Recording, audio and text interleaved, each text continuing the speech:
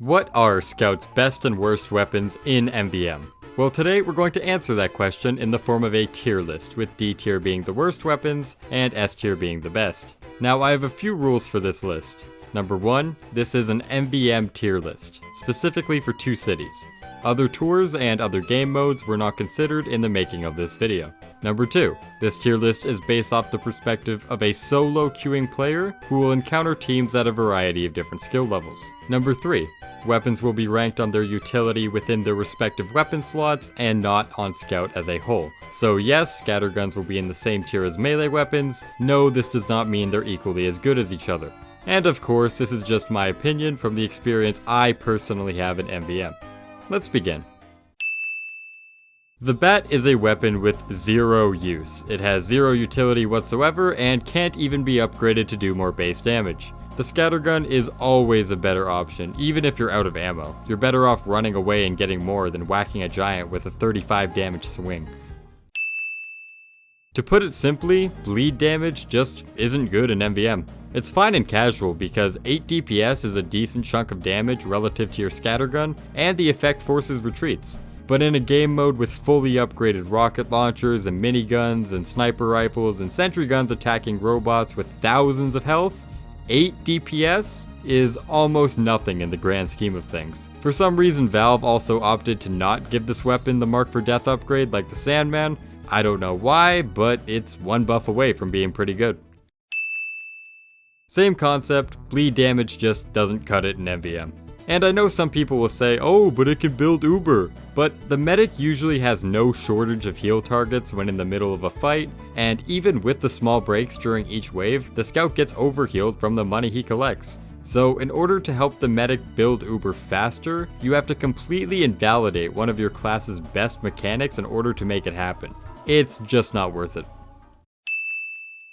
The sun on a stick is just way too situational. The crit damage only comes into play when you have a pyro or a Hua long heater heavy on your team, and even then at max swing speed, your scattergun will still do more damage. If you could upgrade the base damage, I think it'd be pretty good, but you can't do that, so the sun nipple just isn't very good. Alright, I may be going out on a limb here because the candy cane might actually be pretty good. If you're a damage scout who's constantly killing shit and spawning a bunch of small medkits for your team, that seems like it'd be useful to me. But the vast majority of those kills will be deep in the front lines and will only ever be picked up by a pyro, a spy, or the scout himself. You also usually have a medic, a dispenser, and a medium health kit close by that all act as better, more safe forms of healing. So the candy cane just kinda becomes redundant. There's also the fact you take 25% more damage from explosives, so it makes you much more squishy on waves with lots of soldiers and demos. I think it's probably the best melee in D tier, but D tier nonetheless. I'm lumping all the pistols together because they all suffer from the exact same fundamental problem. When you look at Scout's responsibilities in MvM, his job is to do damage, collect money, and use his utility abilities. The commonality between all of them is that they're all done at close range. So the long range option for Scout, why would you ever need to use it? And yeah, I know the Winger has increased jump height, which does make it the best of the 3, but overall, I just think it's too limited in its benefits and doesn't make it worth using at all.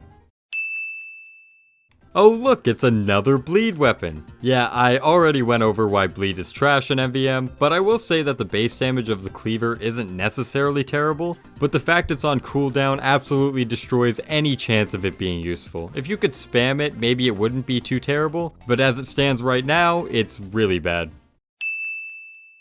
The Atomizer is Scout's best non-mark for death melee weapon. And you'll actually find it used a little bit more at high level because the Mark for Death effect scales negatively with player skill, but because this is a solo queue tier list, I'm putting it in C tier. This item makes Scout far more mobile, and makes it so you don't have to buy as much jump height to make some of the most common jumps. But it just doesn't have the utility that the Mark for Death items have, so that's why I have to put it this low. The Criticola makes your damage capabilities far higher. You don't have to be in range of the soldier's buff banner, which is good because Scout is normally too far to get the effect, so this gives Scout a viable alternative for getting mini crits. But the fact you have to stay still while drinking it, the fact you're marked for death when using it, and the fact that it's usually obsolete on giants, because you'll be marking them anyways, it's not nearly as useful as you would think. And yes, while it is good on tanks, that's actually the one time you will be in range of a soldier's buff banner. I just think that there are too many redundancies in MvM's gameplay to make it all that viable.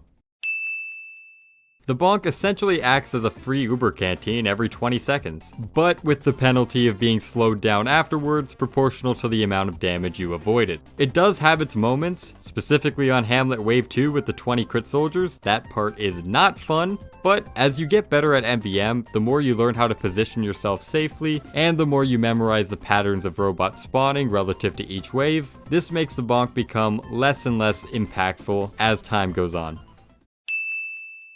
This may come as a surprise to a lot of newer MvM players because on paper the Force of Nature is pretty good.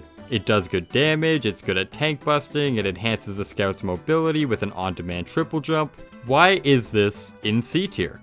Well, the knockback. It knocks small robots so far away at close range, it's basically a one-shot scattergun since you'll never be able to follow up with your second one. But the biggest issue I see is when you're dealing with giants. By knocking the giants up, you make your demo sticky traps do less damage, you make your heavy have to aim upwards to hit all of his bullets, obstructing his field of view, and I don't think I need to mention how much your sniper will just absolutely love you constantly messing with his aim. So while the Force of Nature seems pretty decent, it ends up hurting your team in the long run. This one might also come as a surprise, because in theory it's a walking contradiction to everything Scout wants to do. You have a boost meter which goes down every time you take damage or double jump, both of which have no shortage of happening in MvM.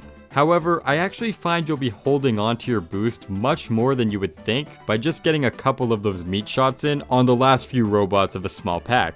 This allows Scout to go insanely fast, and while it doesn't stack with the movement speed upgrade, it makes it so that on earlier waves you don't really need to buy that upgrade. The biggest problem is that goddamn 33% clip reduction.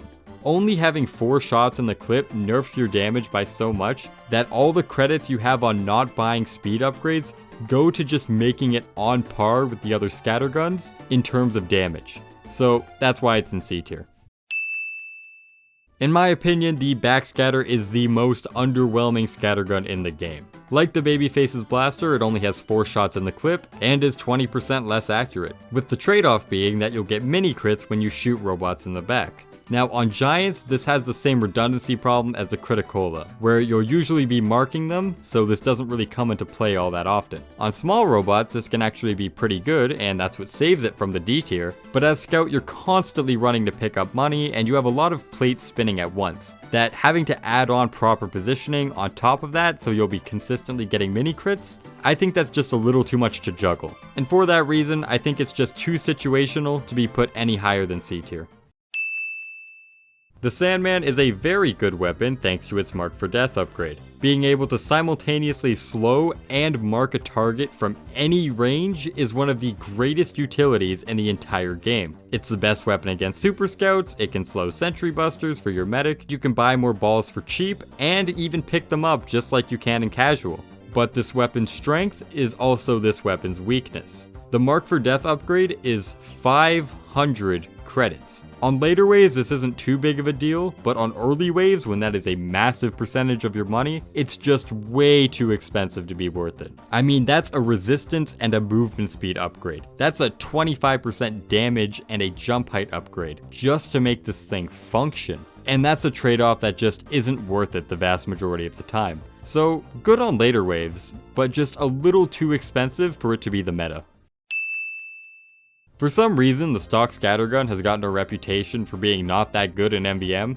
I don't know what these people are smoking. The stock scattergun is a very, very good weapon. It has the highest clip size of every scattergun, it's extremely consistent, it doesn't have a bad secondary effect that you have to work around, and it holds its own very well against small and mid-sized robots. The biggest issue with stock is its sustained DPS is pretty lackluster compared to the other options, mostly due to the fact that it doesn't have an instant reload like some of Scout's other primaries, so you need to invest some credits in reload speed to even make it viable for damage. But that's a hurdle, you get over it, and when you do, it's a very good weapon.